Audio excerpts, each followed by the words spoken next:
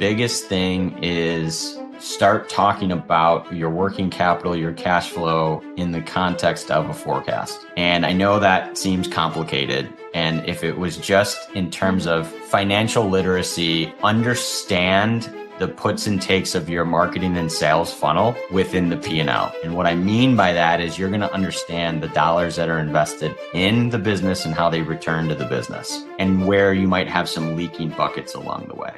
Welcome to the Super Clinic Project Podcast, where we take regular clinic owners and turn them into cash-based multimillionaire entrepreneurs. Warning, if you're a doctor who listens to this podcast regularly, you will make millions of dollars. Do not listen to this podcast unless you want to be a successful clinic owner who helps thousands of patients achieve their health goals and adds more money than you can imagine to your bank account. You've been warned. Welcome to the Super Clinic Project Podcast, where we take regular clinic owners and turn them into super clinic owners. So today you're with me, Jennifer Gligoric, and we've brought in a guest that is much more than a fractional CFO. His experience spans both high-level finance and real-world operations. He scaled businesses, built a new investment sector that generated several million in a couple of years. He made strategic market calls that led to 20 to 40% gains on single days. He focuses on simplifying finance to help business owners make competent, informed decisions from optimized cash flow or just planning on an exit. And I know that's something that many of our clinic owners want to talk about. So let's welcome Tom Dillon of Frak Finance to the show today. Welcome. Hey, Jennifer, it's great to see you again. Thank you for having me. It's a pleasure to be here. That was quite the introduction. I didn't write that, but that was wonderful. Oh, yeah. No. Actually, I find your background really fascinating because when we're talking to clinic owners, one of the biggest things is in finances is they don't even know what to look at, right? Because there's just so much data. They've got patient data that they have to look at. And then there's, clinic numbers and who's coming back and why aren't they coming back? It's just so much that's overwhelming for them. So when we can talk to someone who, like you, who specifically knows how to simplify it, it's just really awesome. So I'm really glad to have you on the show. Absolutely. So tell me, go ahead.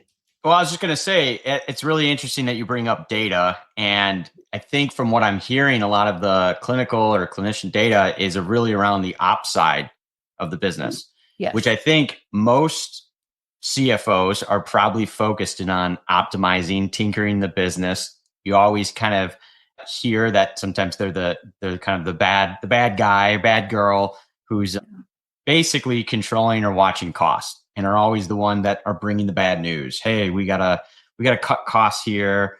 And I don't think that's always the case. And I think if you are looking at the data side on the ops, that's certainly an opportunity to optimize the business, making sure that your costs aren't getting ahead of your profits, which is super important. You have to be able to either service your debt or make payroll. So we obviously want our costs in line. But I think where there's a huge opportunity and not enough focus is really top line and the growth associated with it. And so we actually spend a ton of time with our teams on the sales and marketing side of the business. Mm-hmm. We do too with our clients and having to track things in a different way, at the front desk, right? Well, we're just helping our people, but no, you're a professional scheduler. If you can't get them in to see the doctor, then they can't get help. And our job is to help people. And so how many leads did you have to help someone today? What's a lead? Why are we supposed to track that? That's a real basic thing that we start out with. So I understand the sales and marketing really is the business because it doesn't matter what you're doing. We're all in the business of sales and marketing, even if you're a doctor. That's absolutely right. I feel like there's a saying where you can only cost cut your way to profitability growth for so long. Yep. And so there you have it. You have to have focus on the top line, obviously. So yeah, it's really interesting point you brought up about the leads, even just at the scheduler level. That's really where we kind of will focus a lot of times with our clients as well is what does the funnel look like? And do we even have one that's built currently and understand it? And then are there different levers within each layer of the funnel that really can be optimized, improved, basically. And so, yeah, I love that you guys have a stern focus there. Well, I think it's interesting that you, as the finance guy and being a fractional CEO, are looking at those things as well. Because normally, if you think for someone, well, let's bring in a consultant. They're going to think, oh, they're just going to go over a P&L. They're going to look at our utility bill. They're going to do things like that. And you're like, no, we're actually looking at what's going to really move the lever in the business, which is sales and marketing.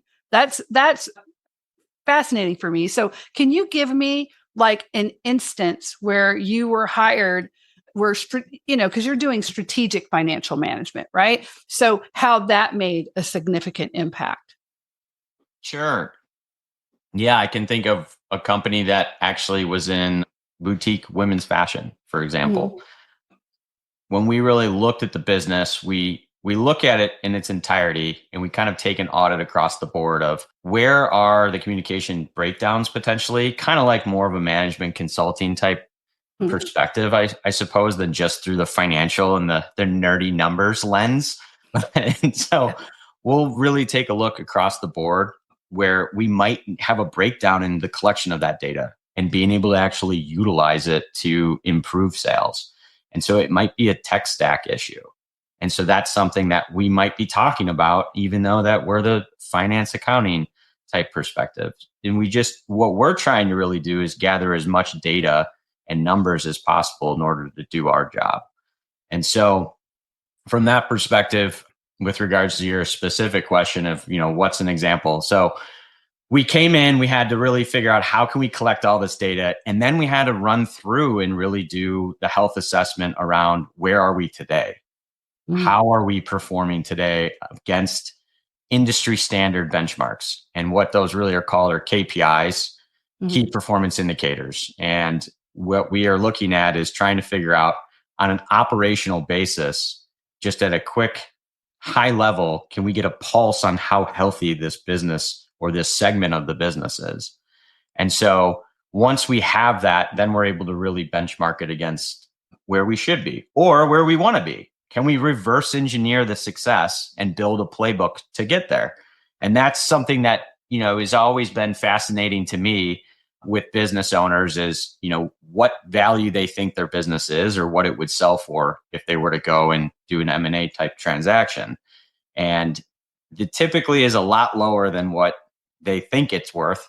And so putting together and reverse engineering that playbook to get and achieve that exit value that they're hoping for, or it could just be, this is the amount of cash flow that I want to produce. So in this instance, in this particular client, we are able to look at it from a ROAS standpoint, a return on ad spend, as one of the KPIs that the marketing team understood quite well. And we were able to more than double and improve it from 2.1 up to a 4.3. And so in this instance, that was a huge win for us. But there was a lot of different layers in that funnel as how we got there. And it was interfacing with the marketing team and understanding kind of where things were at with regards to ad copy or design. And so there was different levers within the funnel that needed improvement. And so it wasn't just this, what we call a North Star KPI. What's the most important one? If you were to go in for a doctor's appointment and they give you your blood pressure, and that's maybe a North Star type KPI, a big factor that they want to make sure that that's okay. But then they run this, this bladder of tests that are effectively going into much more granularity around what might be causing a bad blood pressure reading. And so that's the kind of aspect that we're looking at within the funnel is what could be causing it, and are there different aspects within that could be causing this larger North Star KPI for it to be affected negatively. And so we found out that there were some breakdowns, even just on abandoned cart and follow-up issues, like your scheduler, getting someone to be actually following up and getting them scheduled so that there's not a capacity issue where you have all these open appointments that aren't being filled. So how can we address that? And so that would probably be, a small aspect of one of those KPIs within a broader North Star type KPI. I know that's maybe a little bit more granular than No, we that's needed to actually get into, but no. We call it we call it that client journey. All the touch points in that client journey. So how many, or just communication. So one thing could happen is the doctor's working, and it seems like, wow, we're so busy. Ads are working, people are coming in, and then suddenly, as far as the doctor goes, just boy, you can't get any new patients. It must be ads. And then come to find out, once you really dive into that, oh, we were scheduling people like 3, 4, 6 weeks out. Well, when did you tell anyone of that? Because we have, we want to get people within the next 48 hours if they're a new patient because they're in pain. We need to get them in. When do we stop being able to do that? Oh, that was about 2.5 months ago. We got really filled up and then it became 3 days, 4 days. And now in the local area, because it's all local, they'll like, oh, you can never get into that doctor. Even if you're a new patient, it's going to be 6 weeks. And it was a breakdown in the communication that they didn't say, hey, we have a capacity issue. We can't get people in. This has been the 5th day in a row that we don't have anyone to be able to schedule new patients for this. And I'm having to book them out. And just making that change to bring someone in, and realizing, oh, you have to tell the CEO of the company, the business owner that, because then they have to have a staffing issue. We have to expand hours or open up a day or do something. And that's the problem. But to the owner, ads aren't working. It absolutely had nothing to do with that. Yeah. So I see how that's it. But with other things like that, what do you think is the most common financial mistake that your clients and small business owners make that you see when you go in there to do your consulting? Man, that is a great question. I loved that whole perspective you shared. That's the exact science and breakdown of where those KPIs are really going to add a lot of insight. Yeah. In terms of tracking the data and the financial performance of it. That's fantastic. The number one mistake, wow, there's so many nuances by industry, by situation, but if I had to think of one, it would be the lack of hiring ahead of growth. And it's the hardest thing to do in business. But doing it and alleviating the team to get ready for that growth, I think is the best thing you can do to invest in yourself, your business, your team. And I think the biggest mistake I see is teams not hiring or investing ahead of growth. What do you do in your job? Because we have the same thing. So I'm very curious. And I'm glad that our clinic owners are listening to this because I can say it all day long, but now you're getting someone who's also saying it, another expert like Tom. How do you work with your clients to get through the fear? Because there is just so many limiting beliefs and fear. Well, if I could just get to X, then I'd have enough to hire this. But when they think about the hiring this, it's never enough. They've already needed that to get to X. And by the time they get to X, they already need more. Right. So how do you help them get through the fear that stops them from doing that? Well, what if we don't have enough work then? Or what if this stops? There's all these what ifs that stop them from doing it. So how do you help them through that? That's a great question. I think it really comes down to, as a CFO's job is really around ensuring we don't run out of cash. And that really revolves around predictability. And so what we do is we build forecast models and we pride ourselves on the accuracy of those forecast models. Mm-hmm. And those are, hey, what are we going to do 3 months from now? And how accurate were we? And we measure against that.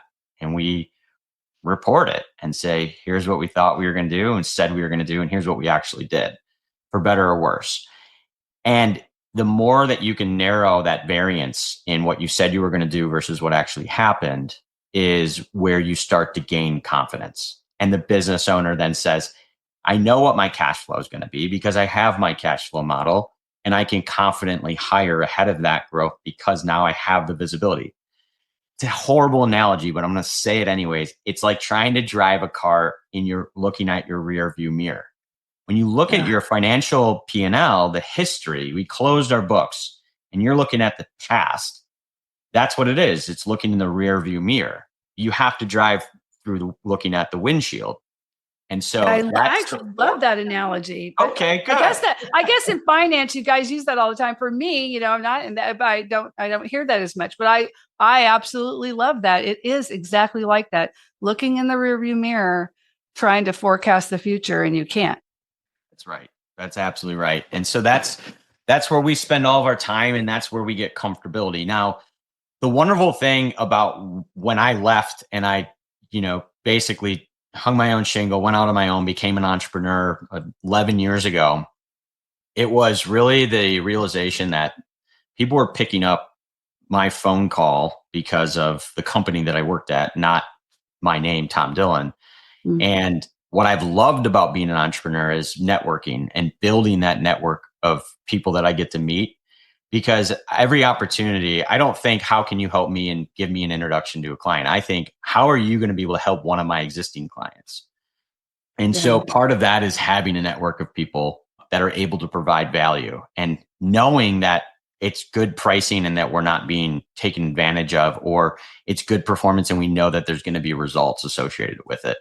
And that's one of the best things in terms of feeling confident around that predictability. It's, well, we know the costs of these people or what it could be.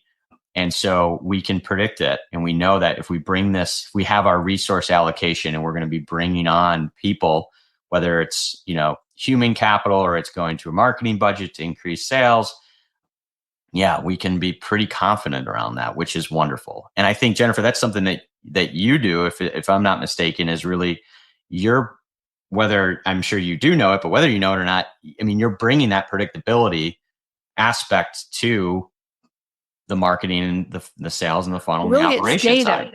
We make them track the data, and we look at the data and the numbers. The numbers for us is what makes the decisions. It's very difficult when you're in healthcare too, because it's such an emotional sphere, right? Every day, and you're doing such hands-on work, especially if you're the business owner. It's like you're making you're doing it. You're actually doing the fulfillment part of it. So it's hard to pull out of that to be in the CEO mindset, and even worse, the shareholder mindset that you have to be in order to go, okay, wait a minute, I need to pull completely out and then think of it through these numbers. The numbers tell me the story. And speaking of that, when you're talking about having that confidence and we know where we're going to go, what are some of the numbers? So when you sit down with a small business and they're just like, here's my bookkeeping software, right? Here's my this. What are some of the first reports that you will look at and pull? And why do you do that? Because I think that there is just a lot of, it's not that they're financially illiterate. They're not. We're talking about smart business owners and people who are saving people's lives, right? But it's just that, where do I start? There's so many reports. There's so many numbers. So for you, what are your go-tos when you first come in? Or that you would tell someone, let's look at this? Obviously, the P&L. We're going to download the P&L. And then we're going to also look at the aging receivables and then the balance sheet. And the reason is we want to understand the cash flow can be made out of those statements. So we don't necessarily need that one. And I don't think it's really that helpful. What's more helpful is a 13-week cash flow model. It gives you a weekly predictability around where your cash is going to be, not a monthly that isn't as detailed. And so we don't really spend too much time there. We spend more time building a unique one out. As it pertains to the P&L, obviously we want to see if your cost structure is right or if there's issues within sales, which we will then go and look at the sales and marketing funnels and where all those conversion, those KPIs are. That's a huge indicator. But before then, we might have a cash flow issue that just is simply around your aging receivables. What I mean by that is collecting the invoices or the bills that people haven't paid. And you'd be amazed at how many times that is just a huge problem within business that suffocates its growth.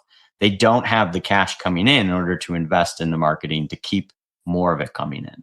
And so that's certainly an area where we'll focus. And then that's why, I hate to interrupt you. No, please. That's why so many are healthcare professionals and clinics right now in every type of sphere you can think of are moving away from insurance to cash pay models, because there is no predictability for them to be able to invest or innovate or provide the best care for their patients, because they could get denied. There's no rhyme or reason on what they'll pay, and then the reimbursement they get back is pennies on the dollar of what it actually costs for them to provide that service or that procedure. And so moving to cash pay for a lot of our clinics is the only way that they can actually serve and help the patients in a way that heals them, and that makes any sense, and where they can even live and afford to live. It's really interesting you bring that up. My dad, he's a physician at Northwestern, and he actually moved his business model of concierge for that exact reason, meaning cash pay and no longer accepting insurance. And it really revolved around the ability to provide more proactive care and not having to deal with that entire system of what you just alluded to. So yeah, I know it. I've lived it in childhood, not operationally, but totally understand what you're talking about. Yeah. I'm curious. I want to ask you about your dad then. How is so once he made the shift, I'm sure that was a very scary thing to do, especially since, this is still new, moving to that. How long ago was it that he moved to that model? I was still at William Blair back then. So that had to be 11 plus, almost 12 years ago. And that was before then. So maybe 14 years ago. And it was, yeah. And you kind of did it in 2 phases. And so, yeah, it was a while ago. That was way ahead of the curve. He was ahead of the curve when it really, because I'm thinking it was about a decade that it's been happening. And now now it's almost mainstream. So he was like an early adopter with that. Everyone I've known that's been a patient where their doctors have said that have been so worried. But if they were able to go to that, they were like, wow, the healthcare I get right now is just so much better. So much better. I feel like I have a better doctor-patient relationship now. I feel like I'm being listened to in a different way, and, that we're able to catch things earlier. They just absolutely love it. And they feel like at the end of the year, they save money. Yes. Rather than what they would have paid for other things. So it's made a big difference. Yeah, I think at the end of the day, too, if you look at some people, they might see it as a nominal cost, when they would look at the overall picture and the grand scheme of things, for 40 years, what am I going to be paying? Is it worth it? And that's a personal choice. It's not for everyone. It's not that he carried over every single patient, right? But yeah, obviously there closed practice and plenty of people that would, wanted, and everyone that did want were able to, become patients or stay patients. But yeah, just kind of a different mentality. Yeah. Going back to financial literacy, and we're getting to almost the end. This has went by so quick for me. I know. But what advice would you give to business owners that are looking to improve their financial literacy? Improve their financial literacy. I would say the biggest thing is start talking about your working capital, your cash flow in the context of a forecast. And I know that seems complicated. And if it was just in terms of financial literacy, understand the puts and takes of your marketing and sales funnel within the P&L. And what I mean by that is you're going to understand the dollars that are invested in the business and how they return to the business and where you might have some leaking buckets along the way. That is excellent advice. Excellent. Well, thank you so much. So guys, we've been here with Tom Dillon, and he is with Frak Finance. I'll have all of his links that are in the show notes that are in any platform that you have.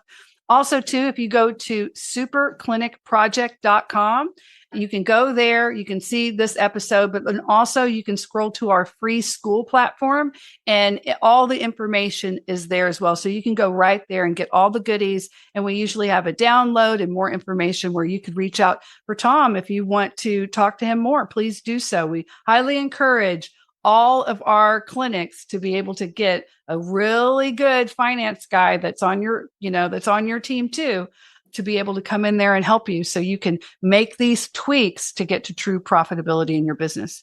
Anyway, thank you so much, Tom, for being here today. Thank you, Jennifer. It was a pleasure being here. Okay, you have a great one. And thanks, my Super Clinic Project people. We just love you guys. Bye-bye. You've been listening to the Super Clinic Project Podcast. If you like what you hear, subscribe and stay tuned for further episodes of the Super Clinic Project Podcast.